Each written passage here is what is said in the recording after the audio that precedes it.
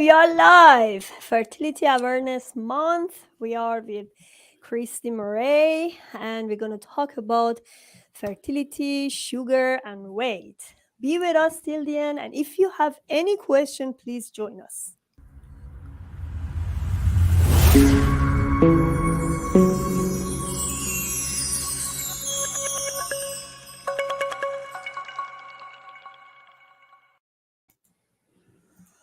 Welcome to my show, Christy. Actually, Cristy Murray is a nurse practitioner and she's also functional nutrition consultant. We are on the same page. We do the same thing. And we actually did a lot of cooperation together. We had a summit together. And since then, we are talking and cooperating. Welcome. Hi there, Pantea. It's so great to be here. I applaud all the things that you do, making sure that fertility or infertility has a voice. Because I do remember in the past, this is almost like a brand of shame, and women don't even want to talk about it, let alone admit it. So now, really, thank you so much for the awareness that you're spreading. Thank you so much, Christy. All right, tell me about yourself first. And did you have any fertility issues yourself, and why you are doing what you are doing now, like functional nutrition consultancy? Yes, definitely. So I'm Christy Murray. I'm a nurse practitioner by training. I do that full time. And my passion is to help women with infertility because for personal experience, I have two children now and like one's almost a teenager. But before we had kids, I went through the roller coaster of trying to get pregnant. Generally healthy, did everything, by the book, went to school, like I said, pretty healthy and active, and then everything was normal. And how come, like, we still had a hard time getting pregnant? So, like every woman who go through this struggle, of course, you seek answers. You go to first your general practitioner, and then referred to a specialist. But there's a whole team of people that you are not aware. It's like you don't know what you don't know until you keep digging. And as a result of that digging that I did, I became more fascinated with the world of holistic medicine and functional medicine that that enables us women and just everyone to be more educated and know how to take charge of our own health. So aside from my training in as a nurse practitioner, I kept going, getting certified in functional nutrition and then nutritional endocrinology as well. And it's amazing how like getting the knowledge from both sides and just mixing them, not so much as mixing them, but getting input from both sides. It's really just provides really good benefit for the individual. Yes. So, Chrissy, what was your own problem exactly? My own problem. So I was given the diagnosis of unexplained infertility. No one really could not tell me. I was ovulating. My cycles were regular every month. So for me, what I am like teasing out now, first was thyroid issue. There was a thyroid imbalance. That was the beginning of it. And then digging a little bit more is I had heavy metals inside me apparently, which after I saw a practitioner that specializes in holistic medicine brought up, after she did really good intake, which I cannot underscore the importance of really good intake, getting to know the practitioner that you're working with. Just knowing like what happened in the past, where have you been? Because I was in the military and I was deployed, so apparently I was exposed to a lot of things. And then she did heavy metal testing, so that's another thing as well. And then PCOS more like, and I don't have the classic symptoms either for PCOS. So a lot of these things that I just kept a note, something's not right, and I pretty much like kept track of everything about myself, how I felt after I ate certain foods, how I felt after working out, um, and then a history. So I just brought it up to my providers, and I would just say, well, what if I have this? What is this? What if I'm feeling this every time I have my cycle? Isn't this, isn't that PCOS? What if I can't lose weight? What if just things like that? And slowly through just being curious and asking questions, that's how I I got my answers. And then after I got those answers, I pretty much just took upon myself just to be more aware of what I eat, my activities. Um, and then, yeah, and we got pregnant. So how long did it take after you started building your immune system and diet change? hmm Actually, about 3 years. We 3 tried, years. yeah, we tried for 3 years. And now with the research and the education that I'm taking, it actually it all starts with the egg as well. So you have to have a good quality egg, and then good balance for yourself. So when you ovulate an implant, then you have a healthy womb. So s- producing a healthy egg takes about 70 to 90 days Yes. as well. You probably know that already. Yeah, And but you say then it took 3 years. yeah, it took Is three it years. after you got your functional medicine expertise, or Nope, I was not even a nurse back then. I was just like, oh, yeah, I was just doing the research on my own. and how did it help? I mean, what did you use hmm to help yourself if you didn't know about this functional hmm medicine, or you haven't been in medical area yet? Books. I bought a lot of books. I bought the book called Taking Charge of Your Fertility, and I was suspecting a lot of things. I was suspecting I had endometriosis. I was suspecting I had PCOS. So little by little, I would jot down all these things that would match with the books that I'm reading, and then I would ask my providers, and then I would explore with them. If I had this, what would you propose that I would do?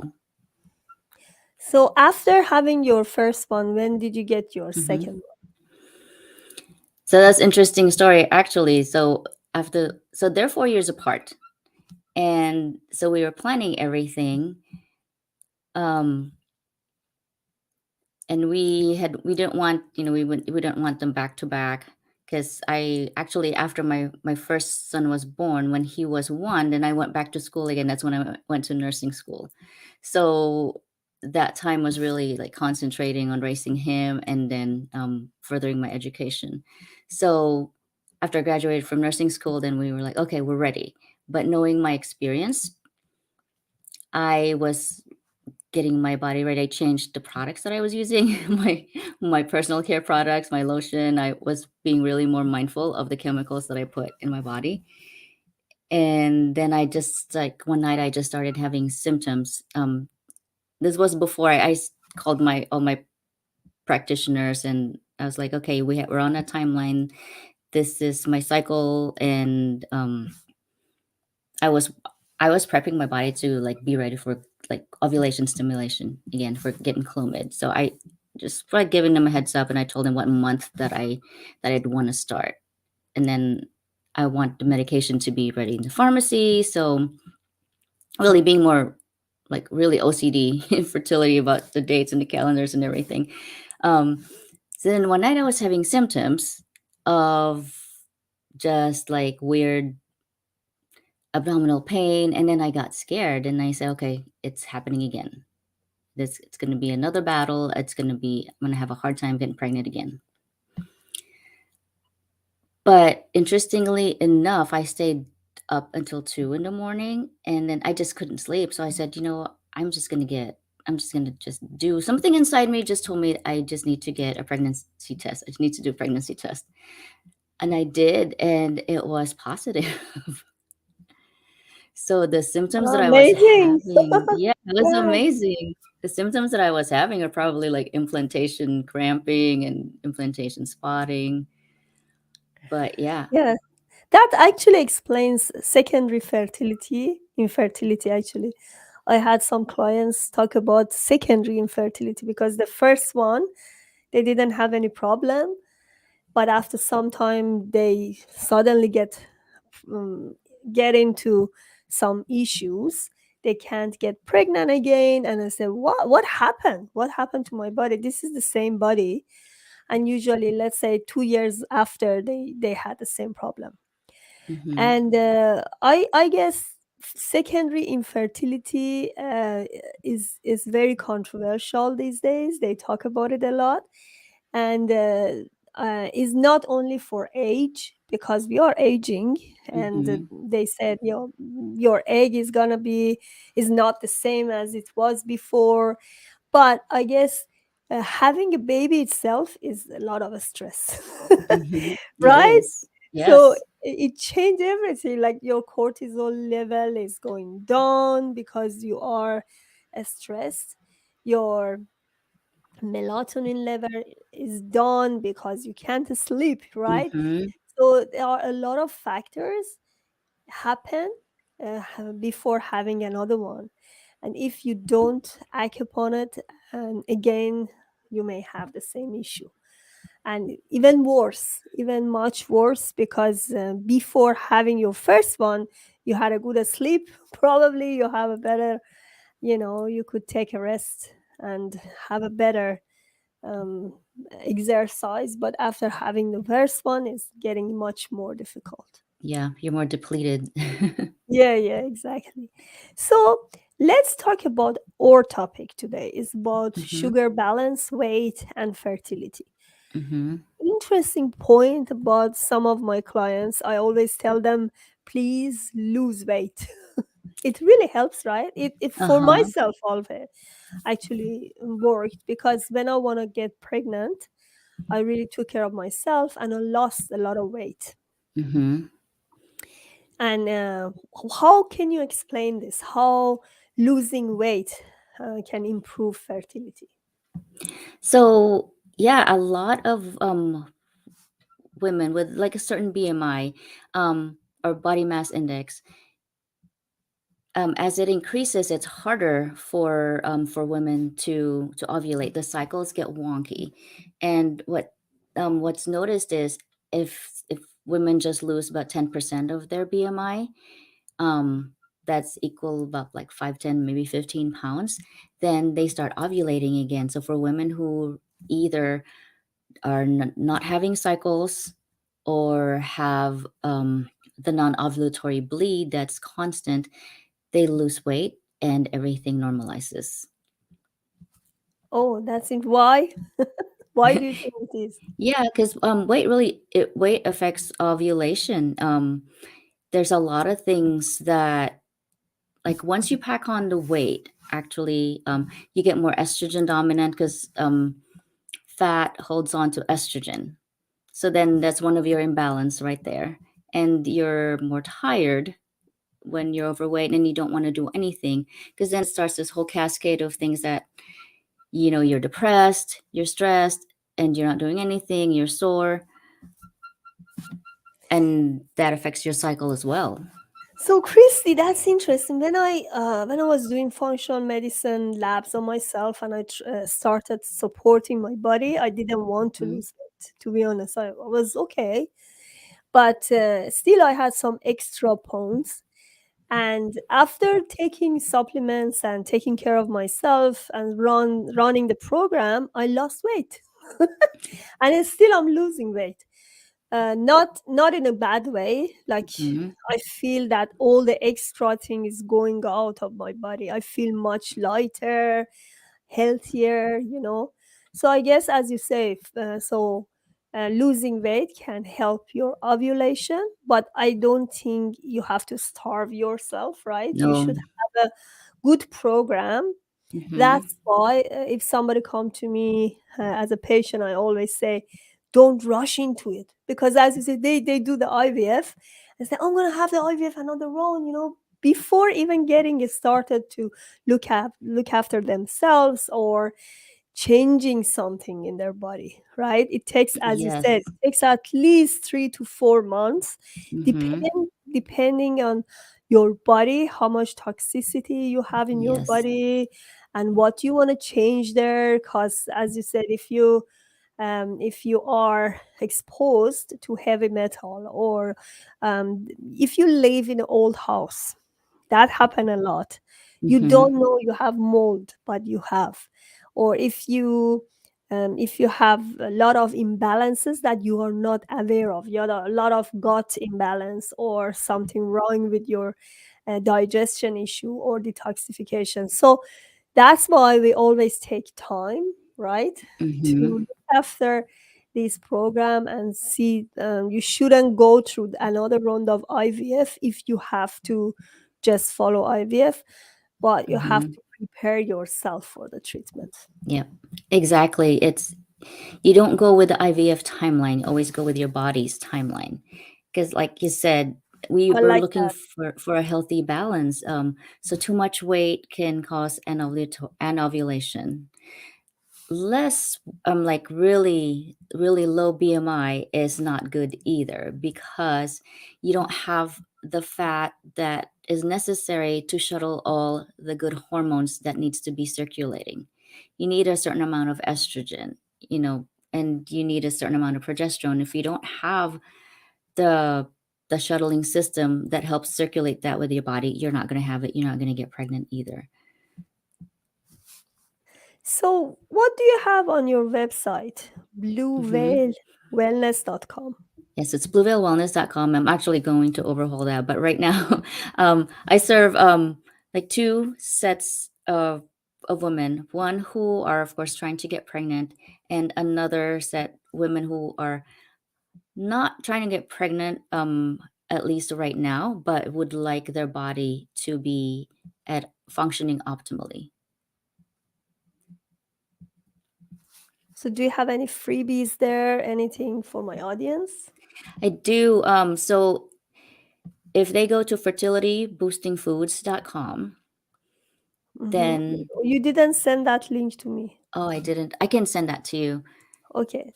Yeah. So it's fertilityboostingfoods.com. It's an amazing document. I think it's only like 3 or 4 pages, but it really just goes down to the meat of things. What are the things that you avoid, and what are the things that you do to help your body function optimally? So, if somebody come to you as a client and they are struggling for years, what do you recommend in the beginning, and what you do? What's the Hmm. first step? So yeah, the first step actually is really, really good intake. What are the testings that have been done? How many times, or how many years have they been trying? And their past history, where have they been? What kind of house they grew up in, and down to how how they feel after they eat specific foods. And then, of course, not just a woman, and I really feel strongly about this as well. We women, we tend to just keep blaming ourselves. Oh, it's me, I can't get pregnant. But then no one talks about the husband, or no one talks to the husband, like, has your husband gotten Exactly.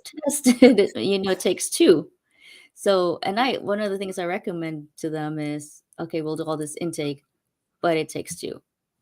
And your husband has to do his Yeah, part as well. I like that because usually women are going for acupuncture or other treatments. Mm-hmm. So that's not because you both of you should be there together, Yes, especially not only emotionally but physically, because you have to know exactly. what's the problem to find it. Even if you look healthy, both of you look healthy, as you said, you may not have any specific issues, as I didn't, but that comes to unexplained infertility, so that should be for both of you, right? Mm-hmm. Yep. So both of you need to go for diet change, lifestyle change, or if Mm-hmm. you need any supplement or any Yes. other kind of treatment holistically, you Mm-hmm. need to both take Ex- it. Exactly. Another thing that women fall into is, of course, we want to know how to take care of ourselves. We do our own research, and there's a lot of cookie cutter approaches there. There's a lot of recommendations. You should do this. You should stand on your head. You should take this kind of supplement, and you should avoid these things. But really, everyone is unique. So unless you do a deep dive on like what's going on in your body, why you're not ovulating, why you can't lose weight, why is your blood sugar high, why do you have some kind of imbalance, and what's causing it. So I'm really, aside from the intake, the next step that I do is like looking into functional testing. Let's see, we may even dive into the heavy metals, like what happened to me because of my history. It's not just for everyone, but depending on what comes out from the intake, then we explore at least getting a blood chemistry analysis, maybe checking your hormones, doing a Dutch test, and maybe allergy testing. So really, there's no cookie cutter approach. It's like I treat everyone Exactly. It individually. should be customized. As you said, you had thyroid issues, and probably when you go to doctor, everything look normal, but on functional lab testing is not normal. Mm-hmm. And thyroid is, it's so many people have this problem. This is a Mm-hmm. major issues among all women and men. Mm-hmm. Yeah. So you have to follow those protocols, see Mm-hmm. your customized program for yourself, because not Yes. everybody is allergic to mango or what, Exactly. right? Exactly. So you have to see what's your own, and food allergy test. I like it because it Mm-hmm. really says something, because you know Mm-hmm. exactly what is your body acting to different foods. Exactly. Thank you so much, Chrissy. If you have anything to add, please do. Yeah, I do. So I actually wanted to talk about the three things that the Yeah, yeah, yeah. Go women ahead. can do, or at least be aware of when they're trying. So the first step is sleep. It's easy to say, oh, um, sleep is it's one of the things that we actually sacrifice in our modern lifestyle. So sleep is how our body and our mind rejuvenates. If we if we shortchange ourselves on sleep, we can eat right, exercise as much as we can. Nothing's gonna, maybe you'd have some success, but it's not going to be optimal. Completely um agree. yeah, another thing is stress. Stress level, really, when the body is going through stress, it shuts down all functions including reproduction, because when you're stressed, your body perceives stress. It doesn't matter where the stress is coming from. It's not going to want to reproduce. It just wants to keep you alive. Mm-hmm. And Very the third thing I want to share is data. You don't know what you don't know. You don't know what food spikes your blood sugar. You don't know what you're allergic to. So really gathering that data and help and working with someone to find out how to get that data that's customized for you, and then work with you from there. mm-hmm. Thank you so much, Christy, for being here. Hopefully, this month is honoring. We are honoring fertility, actually, and we hope that if, because I believe so many people think that they are infertile, but they are not. Mm-hmm. Because if you are ovulating, if you don't have any specific issue that the doctor cannot find it, so you have some other problem in your body. And Mm-hmm. it's good to believe that everything in your body is really related to another one. You may have gut issues, you may have detoxification issues. So please take care of yourself and Yes. have a detailed look at yourself. It's Yes. good to work with a functional practitioner. I always believe in it, and I love acupuncture. Find a good Mm-hmm. acupuncturist, because Chinese medicine and herbs really helps you. Mm-hmm. That worked for me. Every time, like every year, I go to acupuncturist just to adjust my body. Yep, I If you agree. if you um if you find someone that you feel good about it, like I'm always thinking some people don't click to their practitioner or don't click to their doctor. So if you don't Mm-hmm. feel good about your fertility doctor, or you don't feel good about the hospital you're going, change it. Mm-hmm. That's what I recommend, because everything is mindset. If Yes. you don't feel good about the treatment you're taking, that's not going to go anywhere, Mm-hmm. I right? agree. You do need a whole team of people. You need someone to help you with your mindset. You need someone to help you with nutrition. You need, the acupuncture to help balance everything, and of course, your primary care, that is pretty much the central hub of like everything that's you. And yeah, it's a team approach. They used to say it takes a village to raise a child, but really for infertility, it takes a village to help make a child. Exactly. I believe in it. I heard this sentence so many times. Hmm. Yeah. Yeah. Thank you so much, Christy. Hopefully, I can have you in other summits and other contributions. I would love to. Thank you so much. Yeah. Please subscribe to Panta Calhor Transition channel and order my book Naturally Conceived through Amazon. Thank you for watching.